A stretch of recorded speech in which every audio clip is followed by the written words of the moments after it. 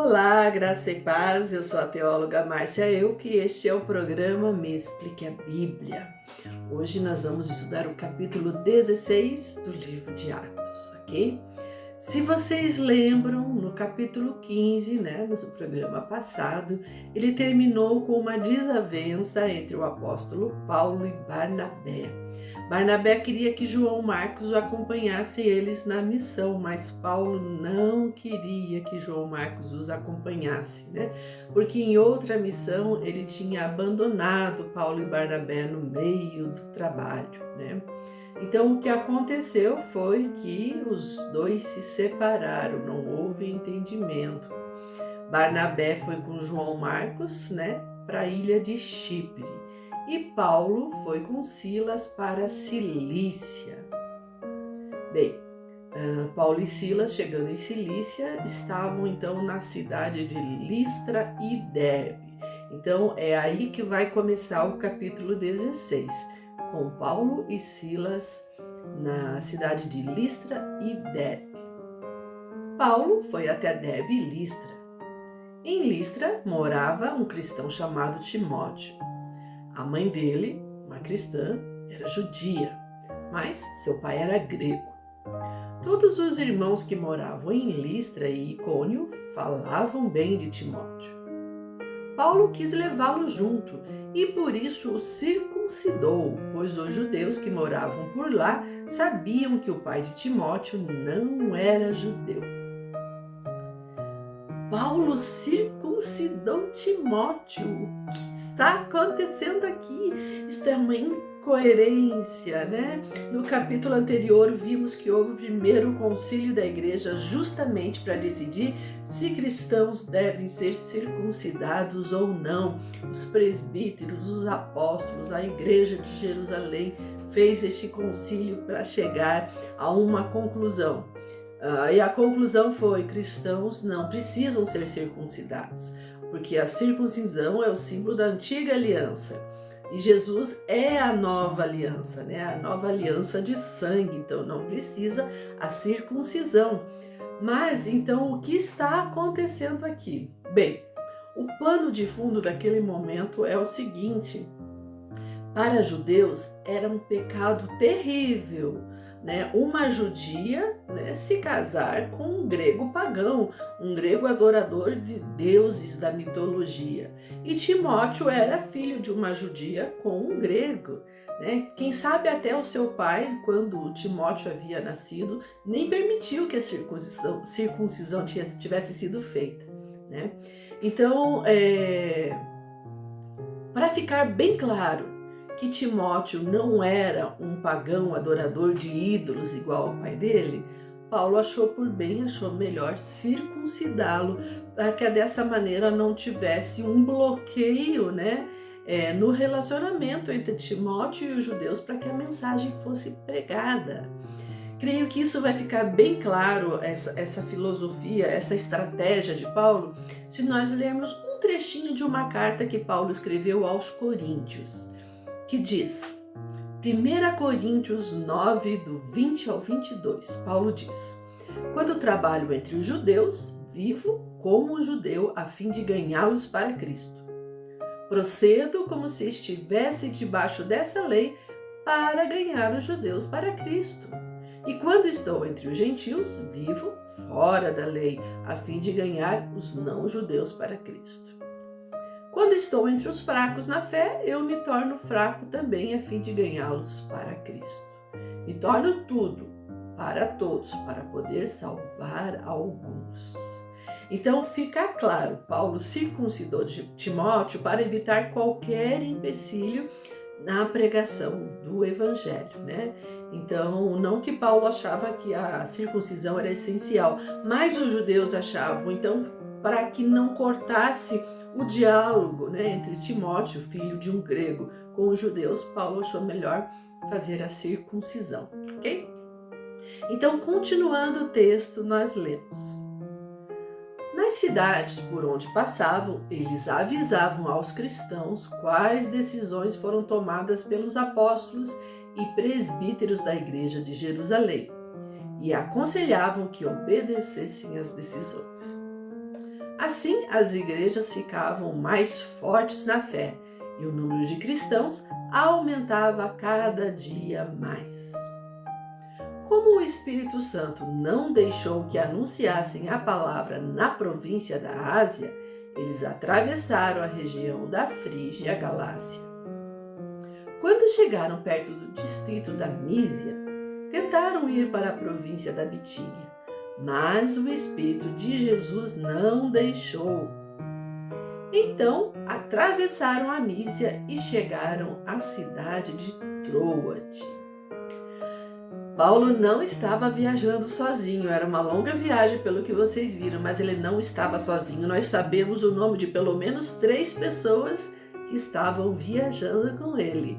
Junto com ele estava Silas, que você viu já no final do capítulo anterior, no começo desse, que foi ele quem estava acompanhando Paulo na viagem. Agora tem também o Timóteo, né? Que o texto acabou de falar, que entrou para a comitiva. E a terceira pessoa que está ali com Paulo é Lucas. Lucas, o autor dessas narrativas. Foi Lucas quem escreveu o livro de Atos. Né? Em algumas passagens que nós vamos ler aqui mais para frente, vai ficar bem claro que Lucas está junto nesta viagem, ok? Então, o Espírito Santo ou o Espírito de Jesus, tanto faz como você falar, né? Procede de Jesus, está conduzindo a viagem deles. Né?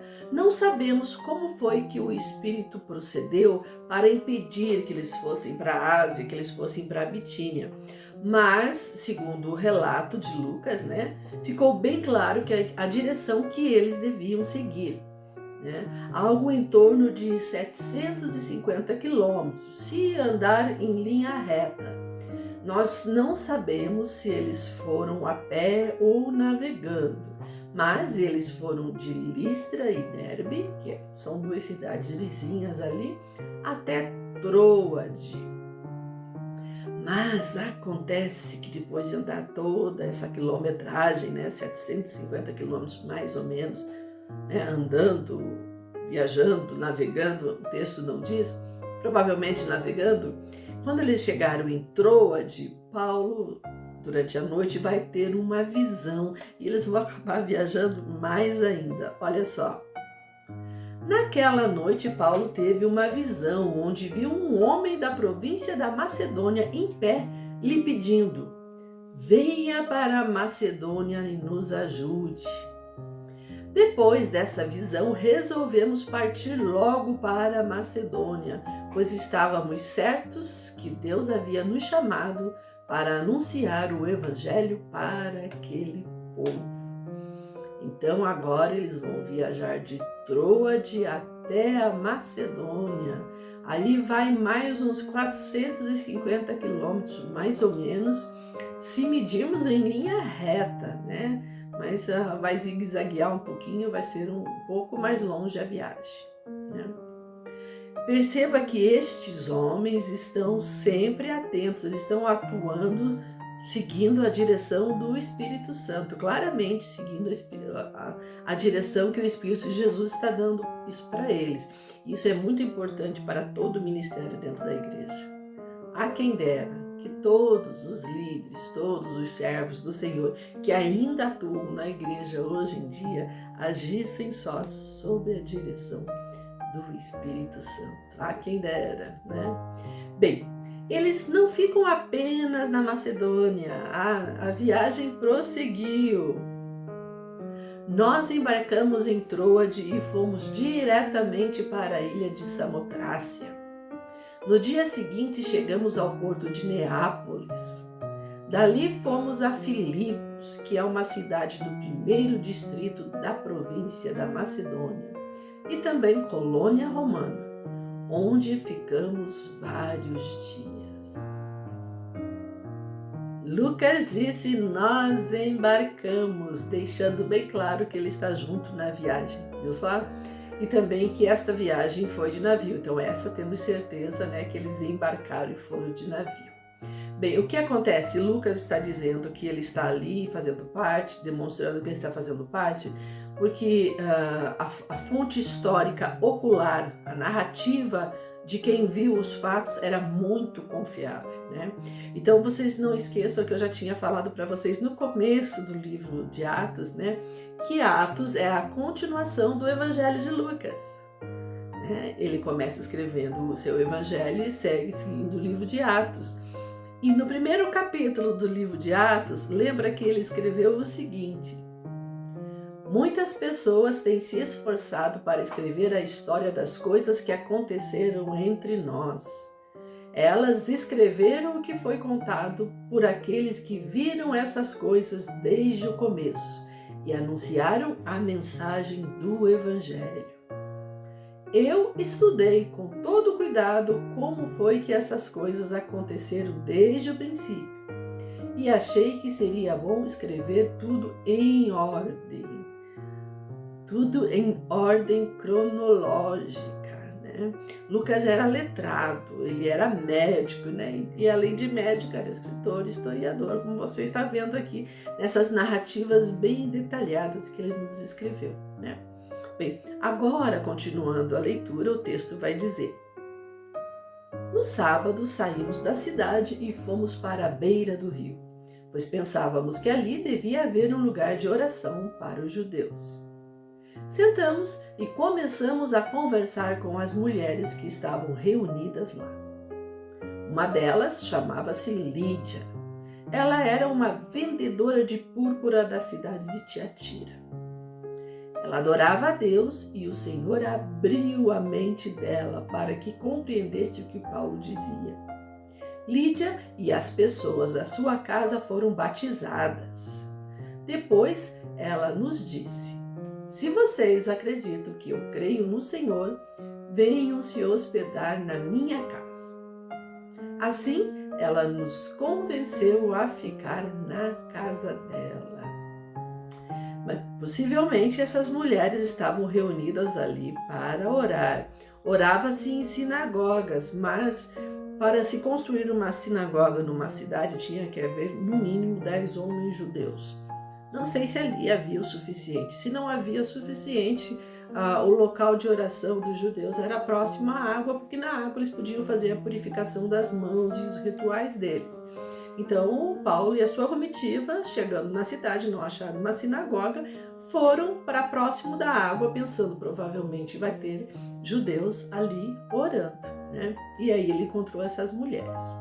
De todas que estavam ali, só uma foi identificada como temente a Deus, né? Não sei se as outras não eram ou se Lídia estava ali falando de Deus para elas, mas o texto diz que havia mais de uma mulher, mas só uma foi identificada como temente a Deus.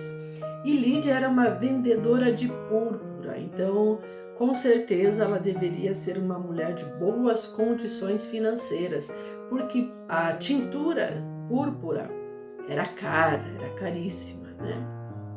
Ela aceitou a mensagem do Evangelho porque Jesus ajudou ela a compreender o que Paulo estava ensinando, né? Então Lucas percebeu que Jesus agiu nesta conversão, ficou bem claro que Jesus ajudou no processo de conversão de Lídia, né? E daí não só ela, como todas as pessoas da sua casa foram batizadas. O texto não fala especificamente seu marido, seus filhos, ou sua mãe, seus tios, seus irmãos. Diz as pessoas da sua casa. Então isso pode incluir, inclusive, quem trabalhava para ela também, as pessoas que habitavam na casa dela. É o grupo, a bolha dela, né? De quem convivia com ela. Então, mas são suposições. Então, mas espero que até os seus empregados tenham se convertido. E ela acabou como anfitriã de Paulo e sua comitiva. Eles se hospedaram na casa dela, ok? Então, continuando a leitura, certo dia, quando íamos ao lugar de oração, veio até nós uma escrava dominada por um espírito mau que fazia adivinhações do futuro. Seus donos ganhavam muito dinheiro com isso. Ela começou a nos seguir gritando assim: estes homens são servos do Deus Altíssimo e anunciam como vocês podem ser salvos. Ela fez isso muitos dias. Por fim, Paulo se aborreceu, virou-se para ela e ordenou ao espírito: pelo poder do nome de Jesus Cristo, eu mando que você saia desta moça. E no mesmo instante o espírito saiu.